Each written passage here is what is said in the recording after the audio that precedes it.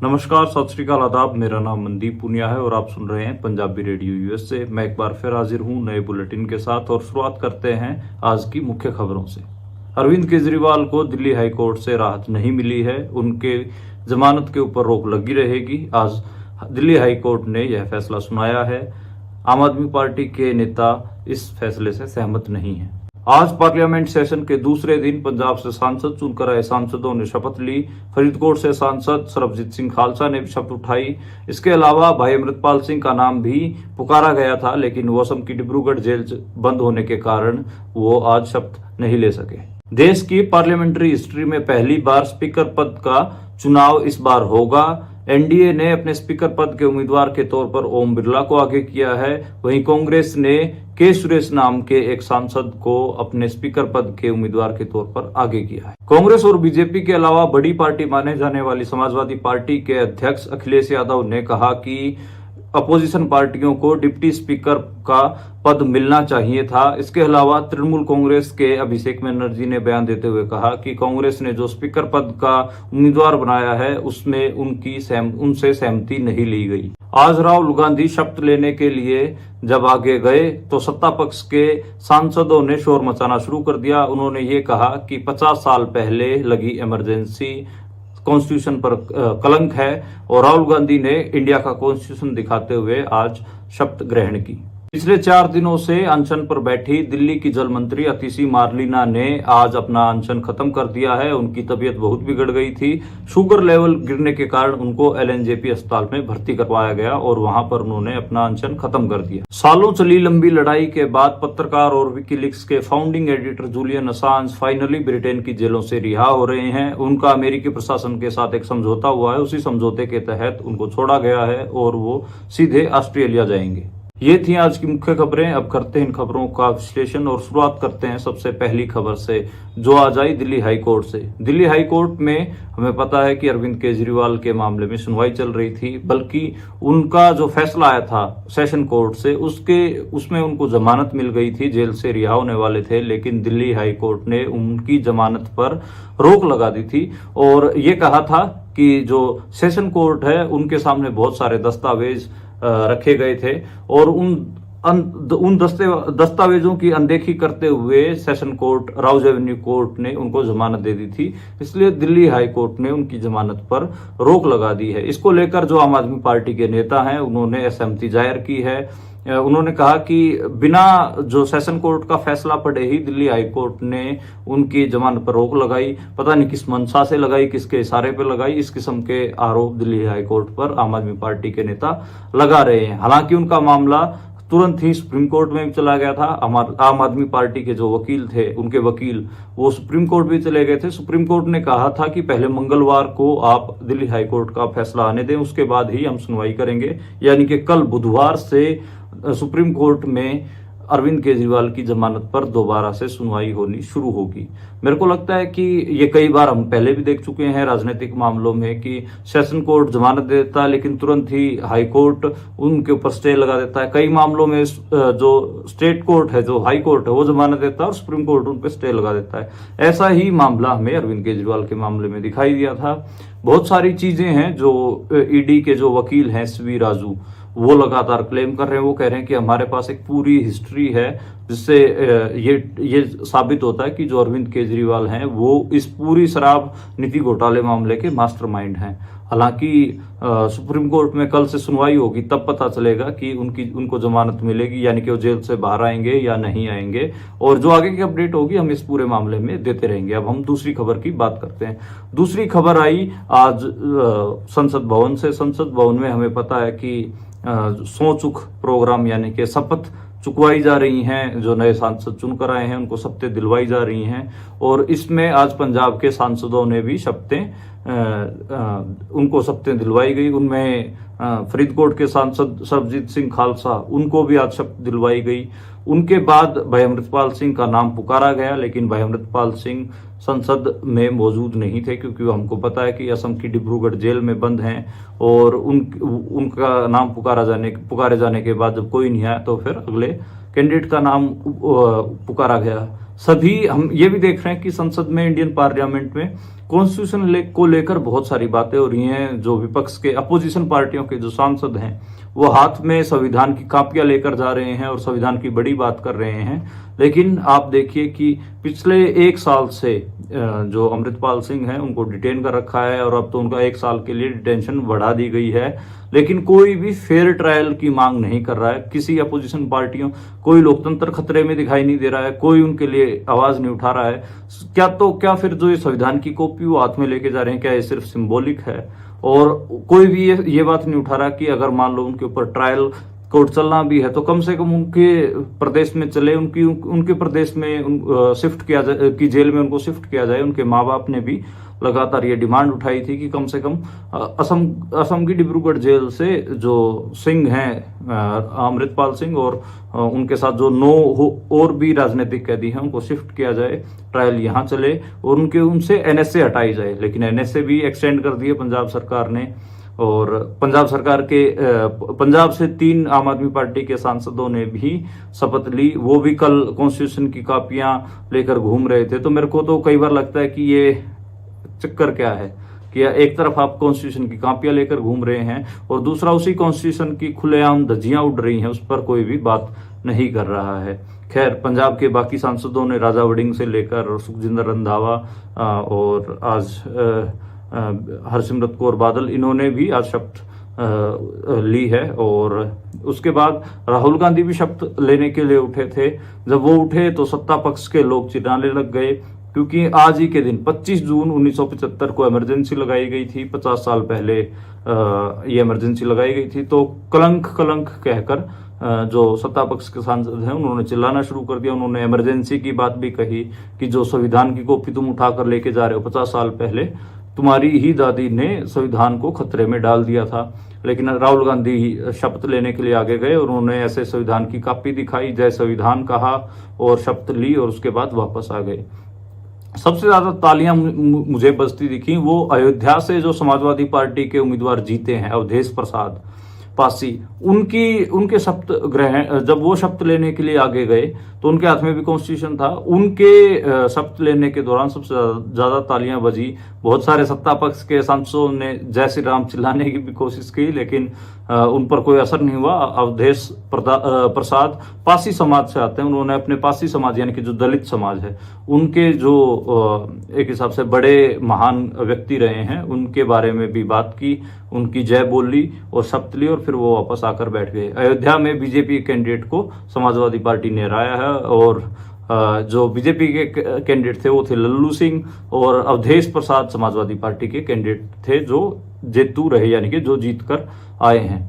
अब हम अगली खबर की बात करें, वो है कि जो इंडियन पार्लियामेंट हिस्ट्री है उसमें पहली बार स्पीकर पद का चुनाव हो रहा है। इसके बारे में तो इससे पहले आज तक कभी भी स्पीकर की सीट के लिए कभी भी चुनाव नहीं हुआ था। ये होता था कि जो भी सरकार बनाता था वो अपना स्पीकर बना लेता था और डिप्टी स्पीकर मोर और लेस अपोजिशन को दे दिया जाता था या कई बार सत्ता पक्ष का भी होता था, कोई इतना डिबेट नहीं। पिछले 2 बार का देखें तो डिप्टी स्पीकर और स्पीकर दोनों ही पक्ष और सत्ता पक्ष के ही थे, विपक्ष का नहीं रहा। लेकिन अब की बार जो विपक्ष है, अपोजिशन है, वो स्ट्रोंग है और उन्होंने डिप्टी स्पीकर पद की डिमांड की थी, लेकिन बीजेपी ने नहीं दिया। इसके लिए ही स्पीकर पद का कैंडिडेट, स्पीकर की पोस्ट के लिए कैंडिडेट विपक्ष ने भी उतारा है, अपोजिशन ने भी उतारा है।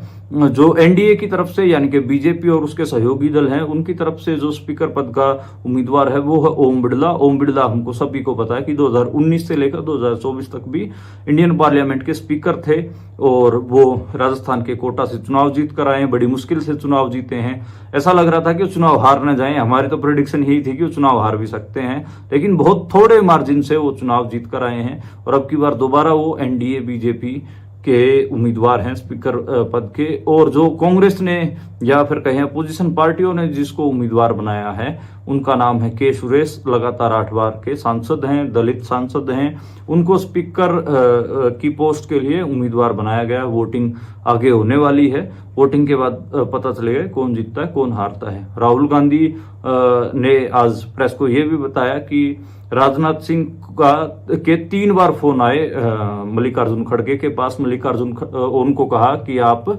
ये स्पीकर पद के लिए जो बीजेपी का जो कैंडिडेट है उसका समर्थन करें, एनडीए का कैंडिडेट है, ये इलेक्शन करवाने की क्या जरूरत है। तो मल्लिकार्जुन खड़गे ने कहा कि हाँ ठीक है, हम अपना कैंडिडेट वापस ले लेंगे, आप जो डिप्टी स्पीकर का जो पद है, पोस्ट है, वो अपोजिशन पार्टी को दे दीजिए और स्पीकर आप बना लीजिए और डिप्टी स्पीकर अपोजिशन पार्टियां बना लेंगी, चुनाव होगा ही नहीं। तो उसके ऊपर राजनाथ सिंह ने उनको कहा कि मैं एक बार आपको कुछ देर बाद फोन करता हूं, पूछकर बताता हूं। फिर उनका कोई फोन नहीं आया। इसका खुलासा आज राहुल गांधी ने किया। यानी कि अपोजिशन पार्टियां पहले तो डिप्टी स्पीकर का पद मांग रही थी, लेकिन जो रूलिंग क्लास है यानी जो बीजेपी है, उन्होंने डिप्टी स्पीकर पद के ऊपर भी सहमति नहीं जताई। इसी वजह से इतिहास में पहली बार इंडियन पार्लियामेंट में स्पीकर की पोस्ट के लिए इलेक्शन होगा। सारे एमपीज वोट डालेंगे, जिसको ज्यादा वोटें मिलेंगी वही स्पीकर, उसी दल का स्पीकर या उसी आप हम कहें तो उन्हीं सारी पार्टियों का स्पीकर चुना जाएगा। इसमें मोर और लेस ओम बिड़ला ही स्पीकर चुने जाएंगे, हम सबको पता है, क्योंकि उनके पास ज्यादा वोटें हैं और जो के सुरेश हैं कांग्रेस के, वो हार जाएंगे। उसके बाद जो आगे अपडेट्स होंगी वो हम इस मामले में आपको आप तक पहुंचाएंगे। इसमें एक दो चीजें और थी। अखिलेश यादव ने समर्थन किया राहुल गांधी की बात को, लेकिन जो तृणमूल कांग्रेस है, पश्चिम बंगाल की पार्टी, ममता बनर्जी की पार्टी, वो उनके जो कन्वीनर हैं अभिषेक बनर्जी, बेसिकली अभिषेक बनर्जी ममता बनर्जी के भतीजे हैं, उन्होंने कहा कि कांग्रेस ने हमारे से डिस्कस ही नहीं किया कि हम के सुरेश को अपना स्पीकर पोस्ट का कैंडिडेट बना रहे हैं। तो एक इट मीन्स मेरे को लग रहा है कि टीएमसी जो कांग्रेस की तरफ से जिनको उम्मीदवार बनाया गया है उनको सपोर्ट नहीं करने वाले हैं। उससे अगर हम इससे अगली खबर की हम बात करें तो वो आई दिल्ली के जो जल मंत्री हैं जो अनशन पर बैठी थी, उनकी तबीयत बिगड़ने के बारे में हम सबको पता है कि वो पिछले 4 दिनों से अनशन पर बैठी थी और डिमांड कर रही थी कि जो हरियाणा ने उनका पानी रोक रखा है वो पहुंचाया जाए। उन्होंने कई सारे तंज भी कसे, कई तीखे बयान भी दिए और फिर वो फाइनली अनशन पर बैठ गई थी, लेकिन सरकार ने उनकी कोई सुनवाई नहीं की और आज उनकी तबीयत खराब हुई तो उनको अस्पताल में भर्ती करवाया गया। लगातार 4 दिन से वो अनशन पर बैठी थी। इवन बीजेपी वाले उनकी बातों को तो क्या सुनना, उनके ट्रोल बनाकर मीम बनाकर सोशल मीडिया पर चला रहे थे। कई लोगों ने जब जो अतिशी मार लेना, जब अनशन पर बैठकर पानी पी रही थी गिलास से, तो उसकी वीडियो बनाकर ट्विटर पर मीम बनाकर लिख रहे थे कि देखो दिल्ली का पानी तो अतिशी मार्लिना पी रही हैं, जबकि ये बहुत गलत है। मुझे लगता है कि उन्होंने जो इशू उठाया था उसको एड्रेस किया जाना चाहिए था, उस पर बात होनी चाहिए थी, बीजेपी को सीरियसली रिस्पॉन्ड करना चाहिए था, पर ऐसा कुछ भी नहीं हुआ। और प्रधानमंत्री नरेंद्र मोदी को उन्होंने खत भी लिखा था जिसका कोई जवाब नहीं आया और फाइनली उनकी तबीयत खराब हुई और उनको आखिरी में जो अनशनकारी है वो अस्पताल पहुंचे और अनशन खत्म हुआ। ऐसे उनको अनशन खत्म नहीं करना चाहिए था। लोगों को क्या लगेगा, उनको अस्पताल में भी अपना अनशन जारी रखना चाहिए था, मुझे लगता है। अब अगली हम खबर की बात करें तो वो एक इंटरनेशनल न्यूज है। हम सभी को पता है कि जो विकीलीक्स के फाउंडिंग एडिटर हैं और पत्रकार हैं जूलियन असांज, वो फाइनली ब्रिटेन की जेल से बाहर आ गए हैं और उनको अमेरिका ने डिटेन किया था, अमेरिका ने उनको पकड़ा था। मामला भी हम सबको पता है कि 2016 उनके ऊपर आरोप कई किस्म के लगाए गए।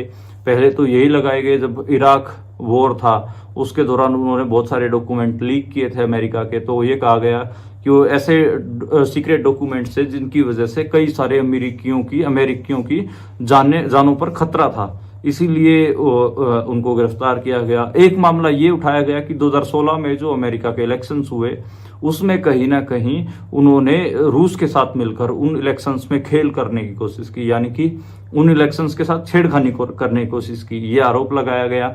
जबकि अलग अलग व्यू थे। सिर्फ कुछ जो प्रोग्रेसिव डेमोक्रेटिक लीडर थे अमेरिका के, उन्होंने ये कहा कि आप एक पत्रकार को गिरफ्तार नहीं कर सकते, कि उसके राइट टू फ्री स्पीच, जो फ्रीडम ऑफ स्पीच है, उसके ऊपर हमला होगा। लेकिन उनकी बातें, वो बहुत कम संख्या में थे, बहुत कम थे, उनकी बातें नहीं सुनी गई और फाइनली उनको जेल में डाल दिया गया। साल 2019 में हम सबको पता है कि जो इक्वेडोर की जो एम्बेसी है वहां पर जूलियन असांज रह रहे थे यूके में, वहां से निकालकर उनको जेल में डाला गया था।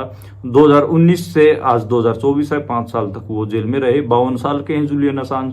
और जूलियन असांज ने जो काम किया वो हर एक पत्रकार को मेरे हिसाब से और हर एक नागरिक के लिए बहुत जरूरी है। उन्होंने विकीलीक्स नाम की एक वेबसाइट बनाई थी, जिसमें अमेरिकन जो एक हिसाब से इंपीरियलिज्म है उसके जो सबूत हैं, खासकर जब वो सेना भेजकर छोटे छोटे मुल्कों में चढ़ाई करता है, उनके ऊपर हमले करता है, वहां पर अपनी सत्ता कायम करने की कोशिश करता है, उससे जुड़े हुए बहुत सारे डॉक्यूमेंट्स उन्होंने उस वेबसाइट पे विकीलीक्स पर चढ़ाए और पब्लिक किए। उसके कारण उनका खूब सारा क्रिटिसिज्म हुआ और कईयों ने यह भी कहा कि असली बहादुरी वाली पत्रकारिता यही है, और खूब शाबाशी भी उनको मिली।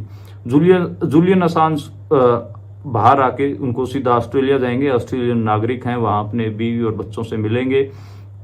इसके अलावा हम जूलियन असांज की पत्रकारिता के बारे में बात करें तो उनको ये माना जाता है कि वो हैं तो लिबरल, और साथ में जो प्रोग्रेसिव विचार हैं, जो रेवोल्यूशनरी आइडियाज हैं, उनको सपोर्ट उनका समर्थन करते हैं।